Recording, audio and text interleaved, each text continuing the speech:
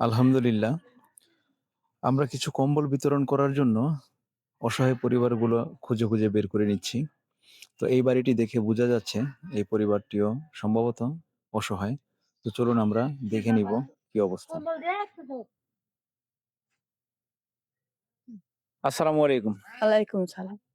কেমন আছেন আপনি? ভালো আছি। আচ্ছা। হ্যাঁ, সকালে খাইছেন কিছু?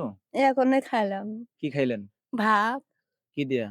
এই যে কালাই ভর্তা। আপনার কে আছে?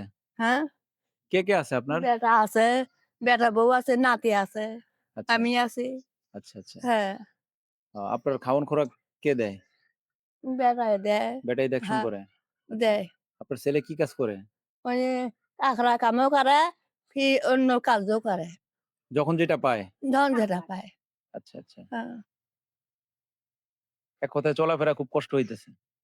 বেশি চলের পাইনে, গ্রাম করে পাইনে, মাসে কাজকর্ম করে পাইনে, বেতা পাই। আচ্ছা। হ্যাঁ, অসুস্থ আপনি? হ্যাঁ, আচ্ছা। তো চলাফেরা তাহলে খুবই কষ্ট হচ্ছে। হ্যাঁ।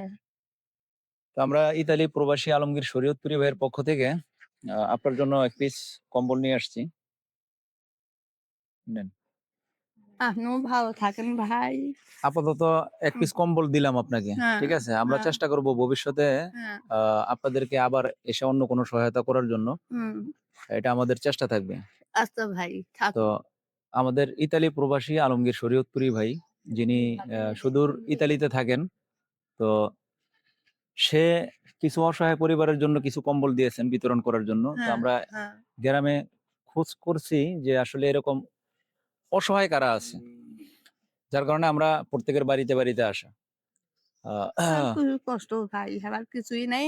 ঘর ঘরে হ্যাঁ, হ্যাঁ, কেউ কাজ করতে পারে না। তার এই সমস্যা, ভাই একটু এই পাশে আসেন। সমস্যা।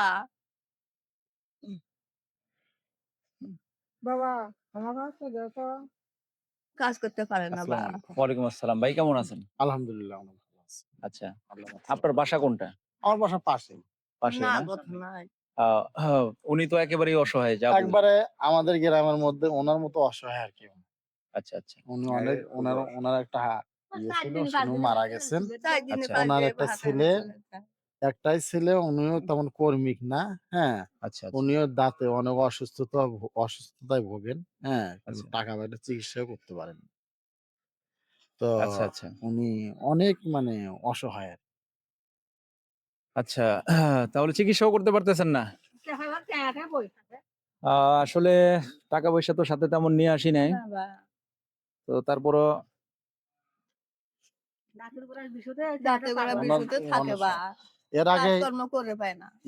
অনেক চিকিৎসা করা হয়েছে। তবে পূর্ণ চিকিৎসা মানে করা ঠিকই আছে, কিন্তু পরবর্তীতে যে চিকিৎসাটা করা লাগবে জি। টাকার জন্য করতে পারে আচ্ছা, বুঝছেন।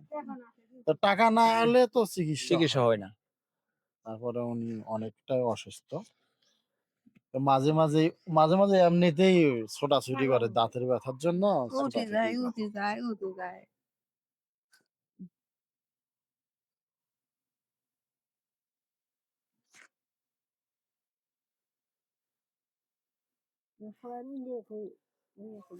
আপনাকে ৩০০ টাকা দিলাম, এটা দিয়ে দাঁতের ওষুধ খাবেন, হ্যাঁ? হ্যাঁ না, হোক ভাই। ঠিক আছে? হ্যাঁ, ডাক্তারের ঠিক কাছে আছে গিয়ে ভাই। হ্যাঁ, বলবেন দাঁতে ব্যথা, হ্যাঁ, ডাক্তারকে বলে হ্যাঁ। কিছু ওষুধ খাবেন। আচ্ছা ঠিক ভাই। আছে? হ্যাঁ, ঠিক আছে আর ভাই। আমাদের চেষ্টা থাকবে ইনশাআল্লাহ হ্যাঁ, আমরা পরবর্তীতে হ্যাঁ, আবার আসবো।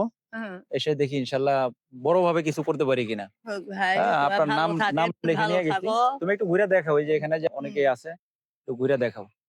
আপনার নাম কি যেন? অন্য সমস্ত বেগম। সমস্ত বেগম। হ্যাঁ, এখানে নাম লিখছি কি আমরা? সমস্ত মান লিখছি আরকি। না ঠিক আপনার এমন আছে। নামটা। লিখলে হয় ভাই। হ্যাঁ, হ্যাঁ, ঠিকই আছে। ঠিক আছে? হ্যাঁ, ঠিকই আছে। আচ্ছা ভাই আচ্ছা। আচ্ছা, ঠিক আছে। ওয়ালাইকুম আসসালাম। তো ঠিক আছে, সবাই ভালো থাকবেন। হুম, আর বেড়া বলতো না। পেটের বউ। হুম, আচ্ছা, আচ্ছা। তাই চলাফেরা বেশি করে। আচ্ছা। আচ্ছা, ঠিক আছে। তো আমরা আবার চেষ্টা করব কোনো এক সময় আসার জন্য। তো সবাই ভালো থাকবেন। আর যারা ভিডিওটি দেখছেন অবশ্যই শেয়ার করে দিবেন। ভিডিওটি আপনারা বেশি শেয়ার করে দেন। আপনাদের শেয়ার আমাদের অনুপ্রেরণা। ধন্যবাদ সবাইকে।